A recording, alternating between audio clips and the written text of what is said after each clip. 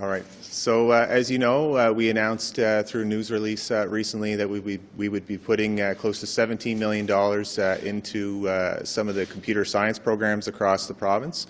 A couple of years ago, there was significant funding helping our community colleges bolster capacity for computer science and high tech, and this follows that announcement. This is a very important announcement, the bulk of it going to Dalhousie University, where we are today.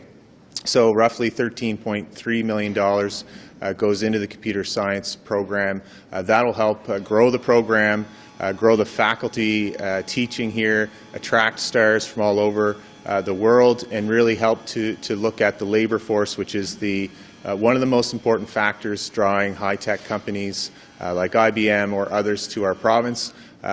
We are in a knowledge-based economy now that's growing. The opportunities and the jobs of the future, we can train people right here and attract more and more people here. I also took the opportunity to meet with Jeff Don and the great work that he's doing here around the Tesla agreement and really looking at the economic benefits of that agreement and how it's spin off and created companies like Novanix, which I referenced in the throne speech as well. The work they're doing in Bedford, expanding in Dartmouth, looking at battery technology for electric vehicles. As you know, I announced an electric vehicle incentive program, an e-bike incentive program. So we're electrifying our transportation system in Nova Scotia. We're investing in high tech. We're investing in our post-secondary institutions so that we have those investments to grow that future economy and future jobs here in Nova Scotia. Premier, you tabled today extensive changes to your Biodiversity Act. In fact, it's 19 pages. You're actually taking or substantially changing 12 of those 19 pages. Why do you feel the need to so gut your bill? So we're removing any of the enforcement capabilities. We want to work with landowners. There was significant interest in the biodiversity management zones and using those as a voluntary piece of it and on Crown land. The focus was to focus on Crown land, but at times we do need to look at work on private land given that wildlife and biodiversity is throughout. But there was some uncertainty when that type of enforcement would be used. I believe in this act. I think we need a Biodiversity Act here. It's the first of its kind, so obviously there are some uncertainties posed by groups, and I think it's good to listen to my caucus and the concerns that were raised. How did you get that bill so wrong, since it's been sitting on a shelf for the past 2 years? So the bill's in a good place right now. It's the first in North America. We're going to have a state of biodiversity within 3 years, the only jurisdiction here. We're focused on ensuring that we have that data. We're putting biodiversity education in schools. We're doing a lot of work on biodiversity management zones. That'll complement protecting land. So we're going to continue to make progress on environment in this province. But in 25 years of covering Province House, I've never seen a bill completely gutted the way this one is at law amendments. Why did you feel the need to do that?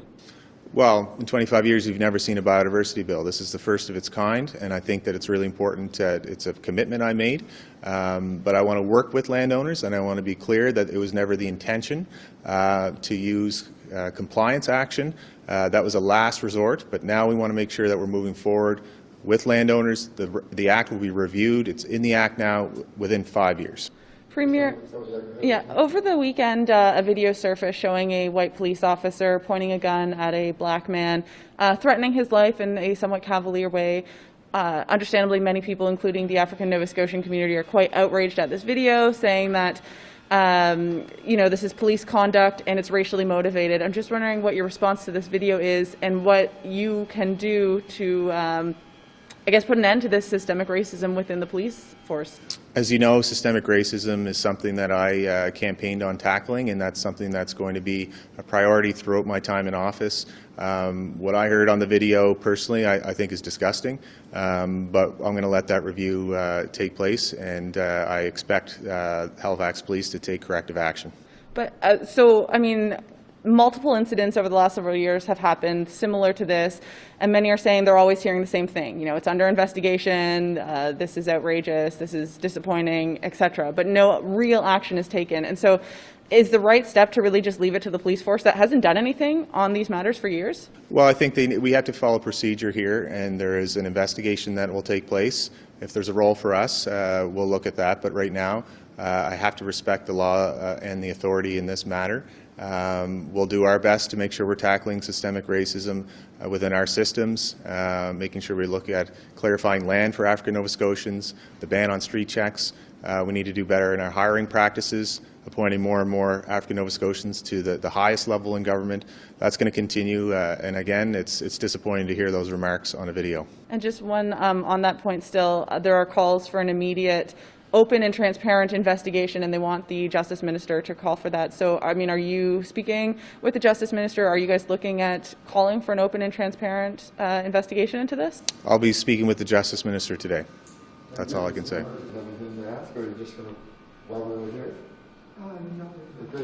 Much of the opposition to your Biodiversity Act is based on either erroneous interpretation of what's in the Act or outright distortion. Why not simply defend the bill, explain the bill, rather than gut it? I'm going to continue to defend the bill. I think it's really important, especially the part about actually creating the report on state of biodiversity in the province. The intention, if you go back 2 years ago, was to focus on Crown land, to work with landowners. There is some uncertainty on because of biodiversity, the definition is so broad. I understand those concerns, and I believe a government should listen to people when they raise concerns. Do you think a Biodiversity Act without any teeth is still a worthwhile measure? Absolutely, I think it is. There's so many important parts of that act. The only thing being removed is punitive action and compliance. I want to work in a collaborative way with landowners, and I believe most landowners in the province want to protect biodiversity. And Premier, what would you say to the African Nova Scotian community who say that police can't be investigating these issues because their police matters, so they're not, far enough away from the issues? What would you say to those who want to see more action? There'll be more action, and I'll be speaking to the Justice Minister. Thank you, guys. Anything more today? No, I'll take the President for a moment. How are you, sir? Can I get you to say and spell your first and last name and correctly pronounce your name so I get it right? It's Deep Saini, D-E-E-P-S-A-I-N-I. Sir, do you have, does Dal have the money it needs to be able to kind of weather this pandemic? Well, we have weathered it so far, and we have needed some help from the provincial government, as you know, like other universities. And very kindly, the provincial government came to the help of the sector. And with that, at this point, Dalhousie is in a good shape. And what are your plans for the fall?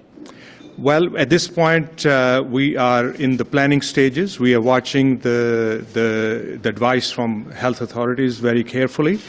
Our hope is to give students as much of on-campus experience as we can, and combine it with the lessons we have learned from the use of technologies for distance learning as well at the same time. So it'll be a mix, most likely. And one thing we have learned from this experience, that the digital will always be a part of the mix in the future, but our plan is to have as many students on campus as possible. Thanks very much.